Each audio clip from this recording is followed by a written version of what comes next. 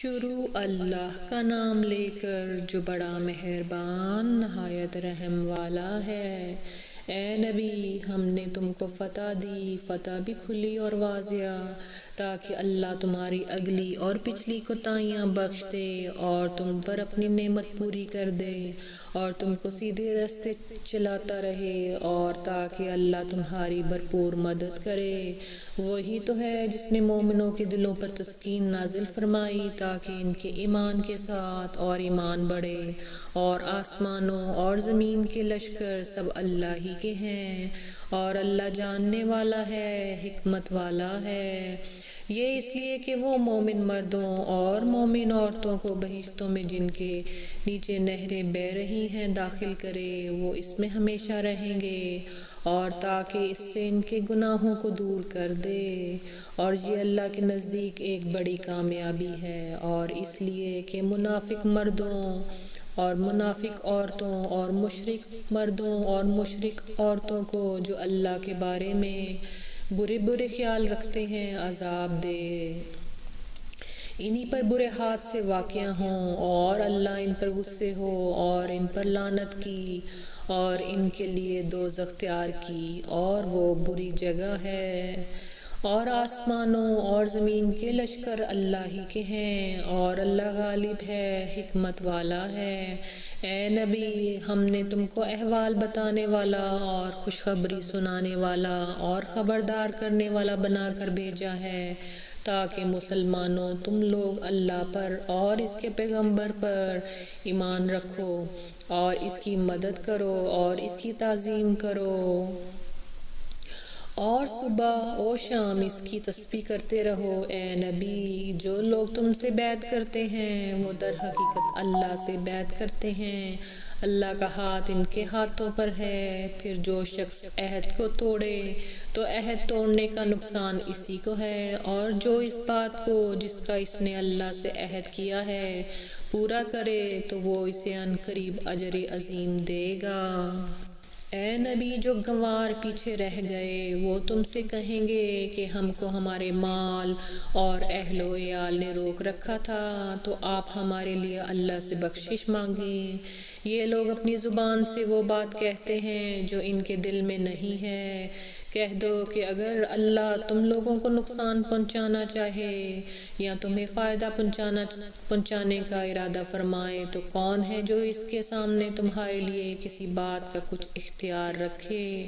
کوئی نہیں، بلکہ جو کچھ تم کرتے ہو اللہ اس سے واقف ہے۔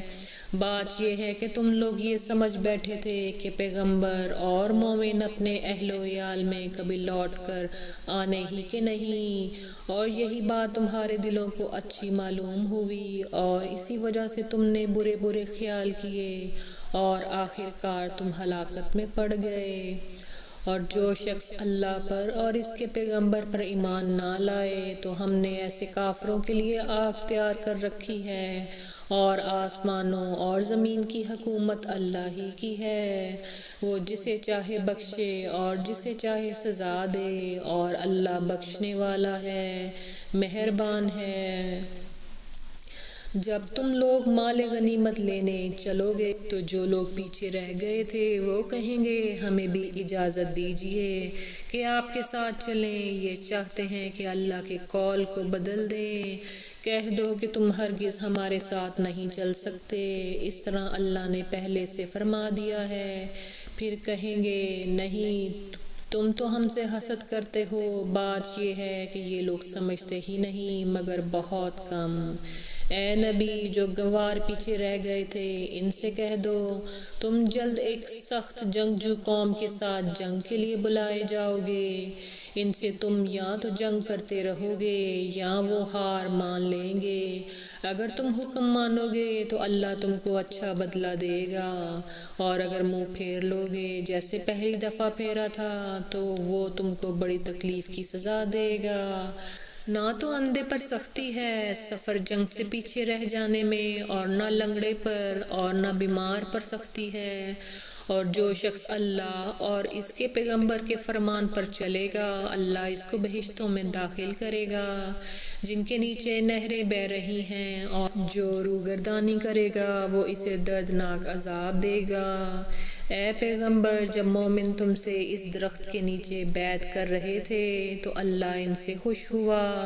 اور جو صدق و خلوص ان کے دلوں میں تھا وہ اس نے معلوم کر لیا تو ان پر تسکین نازل فرمائی اور انہیں جلد فتح عنایت کی، اور بہت سی غنیمتیں وہ آئندہ بھی حاصل کریں گے، اور اللہ غالب ہے، حکمت والا ہے۔ اللہ نے تم سے بہت سی غنیمتوں کا وعدہ فرمایا ہے کہ تم ان کو حاصل کرو گے، پھر اس نے یہ غنیمت تمہیں جلدی سے دلوا دی اور لوگوں کے ہاتھ تم سے روک دیے۔ غرض یہ تھی یہ مومنوں کے لیے اللہ کی قدرت کا نمونہ بن جائے اور وہ تم کو سیدھے رستے پر چلائے، اور کچھ اور غنیمتیں دے گا جن پر تم قدرت نہیں رکھتے، اور وہ اللہ ہی کی قدرت میں ہے اور اللہ ہر چیز پر قادر ہے۔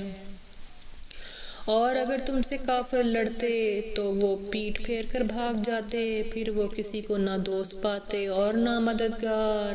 یہی اللہ کی عادت ہے جو پہلے سے چلی آتی ہے، اور تم اللہ کی عادت میں کبھی تبدیلی نہ پاؤ گے۔ اور وہی تو ہے جس نے تم کو ان کافروں پر فتح یاب کرنے کے بعد سرحد مکہ میں ان کے ہاتھ تم سے اور تمہارے ہاتھ ان سے روک دیے، اور جو کچھ تم کرتے ہو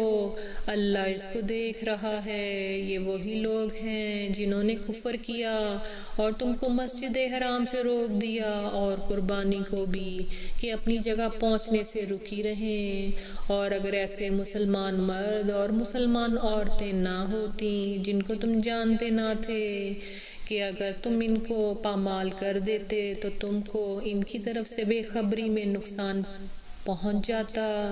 تو بھی تمہارے ہاتھ سے فتح رہتی، مگر تاخیر اس لیے ہوئی کہ اللہ اپنی رحمت میں جس کو چاہے داخل کر لے، اور اگر دونوں فریق الگ الگ ہو جاتے تو جو ان میں کافر تھے ان کو ہم دکھ دینے والا عذاب دیتے۔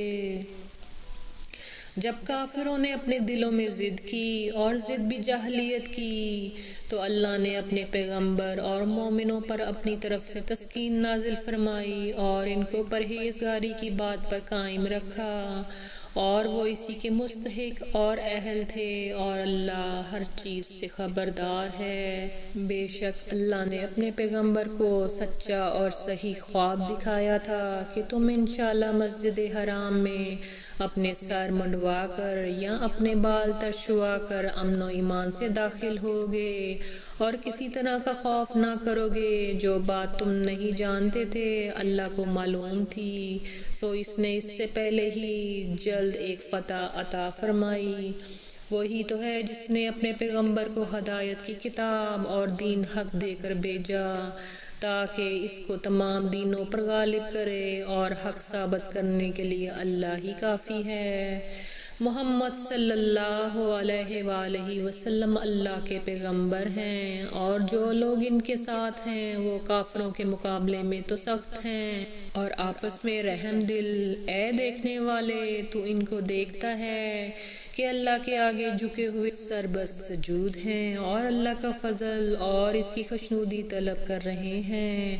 کثرت سجود کے اثر سے ان کی پیشانیوں پر نشان پڑے ہوئے ہیں۔ ان کے یہی اوصاف تورات میں ہیں اور یہی اوصاف انجیل میں۔ وہ گویا ایک کھیتی ہیں جس نے پہلے زمین سے اپنی سوئی نکالی، پھر اس کو مضبوط کیا، پھر موٹی ہوئی اور پھر اپنے تنے پر سیدھی کھڑی ہو گئی، لگی کھیتی والوں کو خوش کرنے تاکہ کافروں کا جی جلائے۔ جو لوگ ان میں سے ایمان لائے اور نیک عمل کرتے رہے ان سے اللہ نے گناہوں کی بخشش اور اجر عظیم کا وعدہ کیا ہے۔